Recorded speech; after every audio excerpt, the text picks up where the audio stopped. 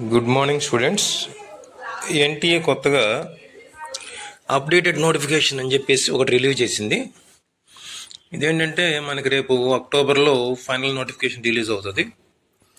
దానికి సంబంధించి ముందుగా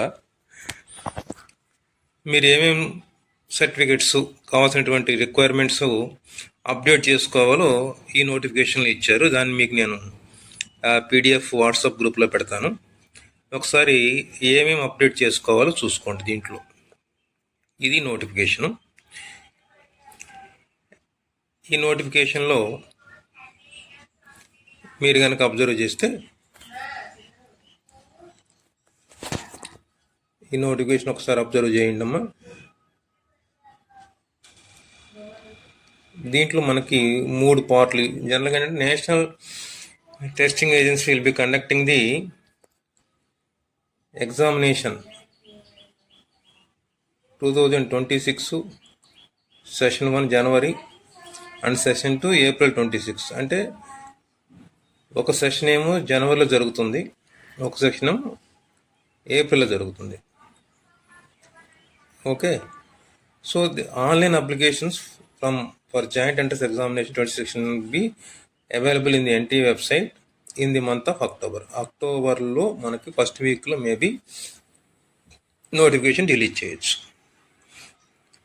ఓకే, సో ఇప్పుడు మనల్ని ఏమేమి అప్లోడ్ చేసుకోమంటున్నాడో చూడండి. దీంట్లో ఫస్ట్ వన్ చూడండి, Aadhaar card should be update with correct name, date of birth as per class 10th certificate, latest photograph, address and father's name. ఏదైనా సరే ఆధార్ కార్డు, నీ 10th క్లాస్ సర్టిఫికెట్ 2 కూడా పేరు కరెక్ట్గా ఉండాలి, డేట్ ఆఫ్ బర్త్ కరెక్ట్గా ఉండాలి, మీ ఫోటో లేటెస్ట్ ఫోటోగ్రాఫ్ ఉండాలి, ప్లస్ ఫాదర్స్ నేము అడ్రస్సు కరెక్ట్గా ఉండాలి. కాబట్టి ఏదైనా సరే ఆధార్ కార్డులో తప్పులు ఏమన్నా కనుక ఉన్నట్లయితే మీ పేరులో ముందుగానే కరెక్షన్ చేసుకొని రెడీగా పెట్టుకోండి. ఇక నెక్స్ట్ రెండోది చూడండి, ఇదేంటంటే డిజేబిలిటీ క్యాండిడేట్స్ కోసం అమ్మా. డిజేబిలిటీ క్యాండిడేట్స్ అంటే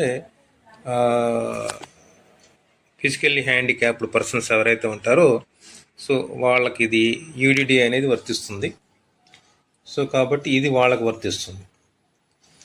డిజేబిలిటీస్ క్యాండిడేట్స్కి వాళ్ళు కూడా అంటే లేటెస్ట్గా వాళ్ళ ఎంతైతే పర్సంటేజ్ మాకు డిజేబిలిటీ వస్తుందో ఆ సర్టిఫికేట్స్ వాళ్ళు రెడీ చేసి పెట్టుకోవాలి. ఇక నెక్స్ట్ ఏంటి, మూడోది సి చూడండి, కేటగిరీ సర్టిఫికేట్.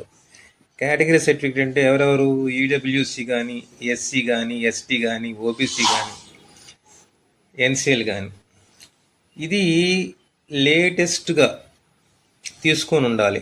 అంటే బిలో 6 months లోపు ఈ సర్టిఫికెట్ తీసుకొని ఉండాలి. క్యాస్ట్ సర్టిఫికెట్ ఈడబ్ల్యూసి కానీ, ఎస్సీ కానీ, ఎస్టీ కానీ, ఓబీసీ కానీ, ఎన్సిఎల్.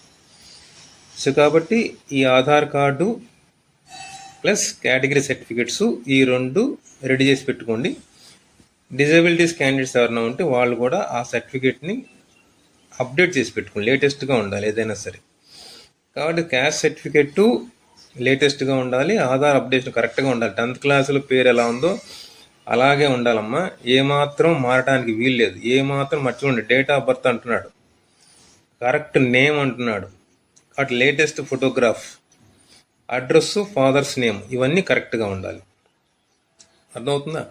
సో కాబట్టి దీని ప్రకారం మీరు జాగ్రత్తగా చూసుకొని దీని ప్రకారం మీరు రెడీ చేసి పెట్టుకోండి. మనం నోటిఫికేషన్ పడిన తర్వాత మీకు అప్లై చేయడానికి ఏమేమి కావాలి ఏంటి అనేది నేను మళ్ళీ ఆ నోటిఫికేషన్ ప్రకారం మీకు క్లియర్గా నేను ఎక్స్ప్లెయిన్ చేస్తాను. ఓకేనమ్మా, థ్యాంక్ యూ.